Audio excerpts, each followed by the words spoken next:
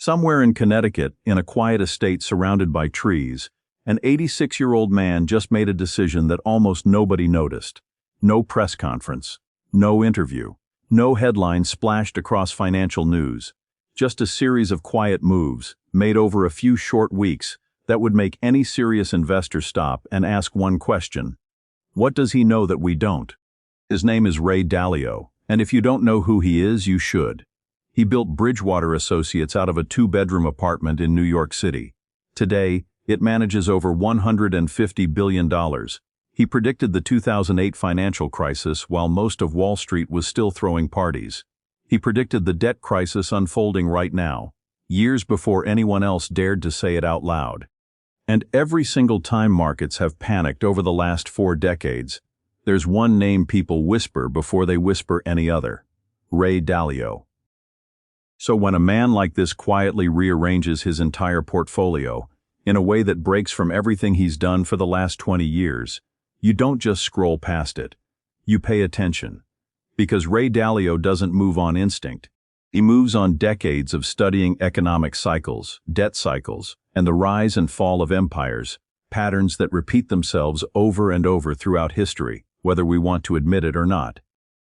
And right now, according to Dalio himself, we are standing inside one of those patterns. Not at the beginning of it, not in the middle of it, near the end of it.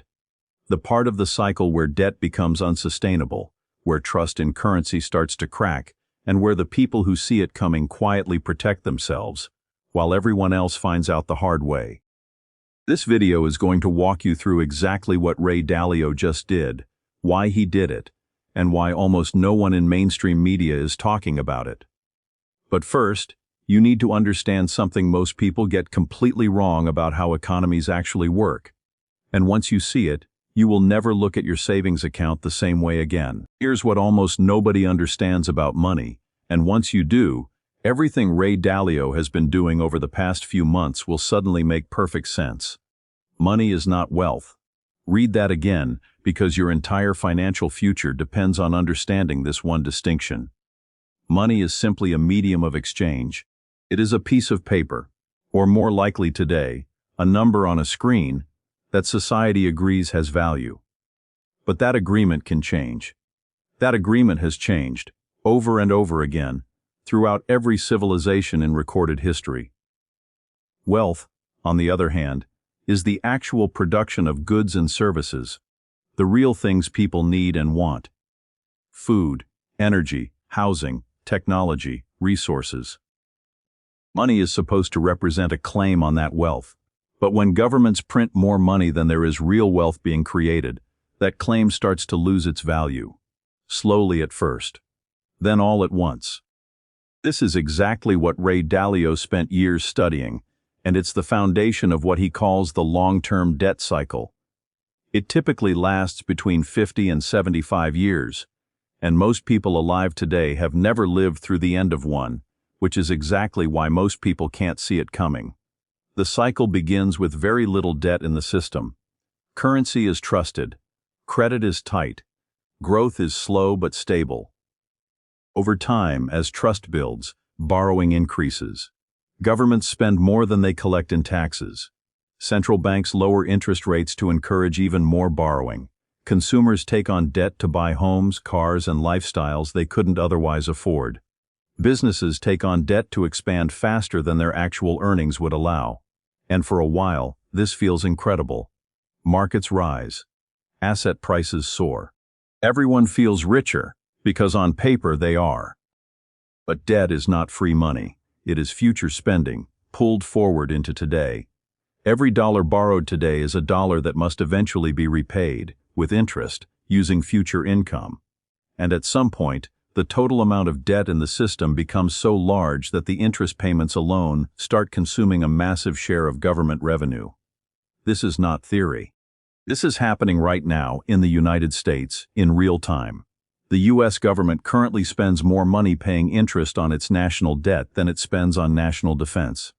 Let that sink in. Not healthcare, not infrastructure, not education.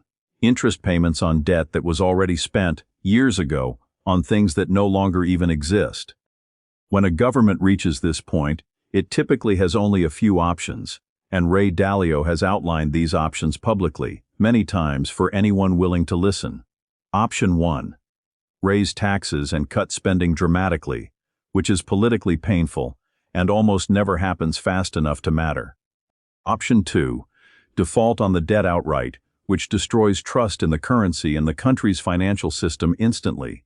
Option 3, and historically, the most common choice by far, print more money to pay off the debt. This does not eliminate the debt.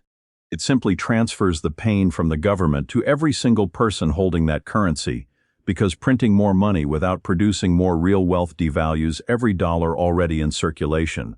It is, in effect, a hidden tax on savers. A tax that never appears on your paycheck, never gets voted on in Congress, and never makes headlines the way a new law does. It simply erodes your purchasing power, quietly, year after year, until the money in your bank account buys noticeably less than it used to. This is the part of the cycle Ray Dalio believes we are now deeply inside of. Not approaching, not nearing, inside of. And history shows, with remarkable consistency, what happens next when a nation reaches this stage. It happened to the Dutch Empire in the 18th century. It happened to the British Empire in the 20th century. It happened in Weimar Germany. It happened in more recent decades in countries most people don't even think about, because the outcome is always eerily similar. The currency weakens. Inflation accelerates. The wealthy and the informed move their assets into things that cannot be printed into existence: gold, hard assets, productive businesses, and currencies of nations in earlier, healthier stages of their own debt cycles. Meanwhile, the average person, holding cash and government bonds, watches their life savings quietly lose value, often without fully understanding why, until it's too late to do much about it. This is not speculation. This is not fear-mongering. This is the exact pattern Ray Dalio has spent 50 years mapping out, tested across hundreds of years of financial history, published in his own research, available for anyone to study. And it is precisely why his recent moves matter so much. Because a man who understands this cycle better than almost anyone alive is not making decisions based on this week's headlines or next month's Federal Reserve meeting.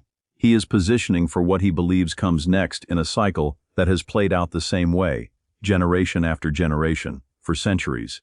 So what exactly did he do? What assets did he move away from? And where did that money go instead?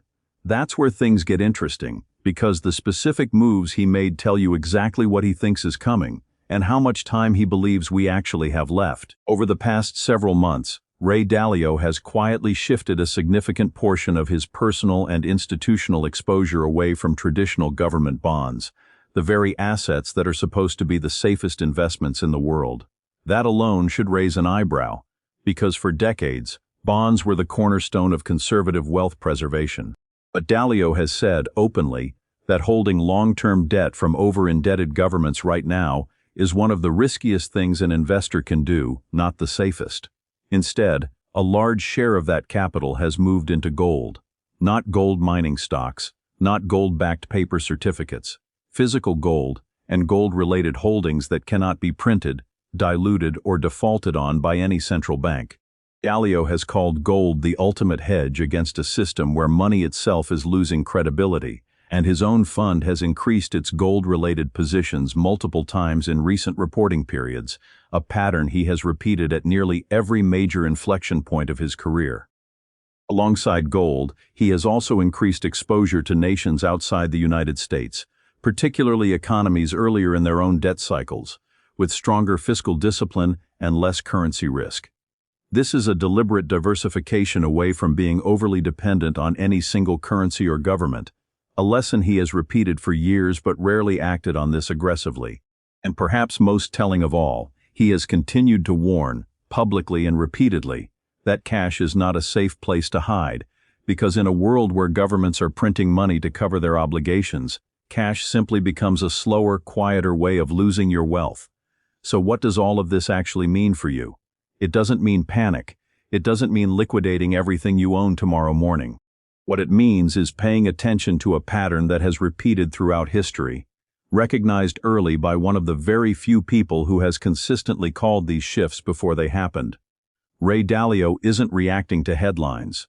He's positioning ahead of a cycle he believes is already well underway, the same cycle that has quietly transferred wealth from the uninformed to the prepared, generation after generation, for centuries. The people who came out ahead during past currency crises weren't the ones who panicked at the last minute. They were the ones who understood the pattern early and made small, deliberate decisions long before the headlines caught up. You don't need $150 billion to think the way Ray Dalio thinks. You just need to understand what he understands. And ask yourself one honest question. If the value of your money quietly eroded over the next few years the way it has for every over-indebted nation in history, would you even notice until it was too late? That question is exactly why this story matters, and exactly why almost no one is talking about it yet.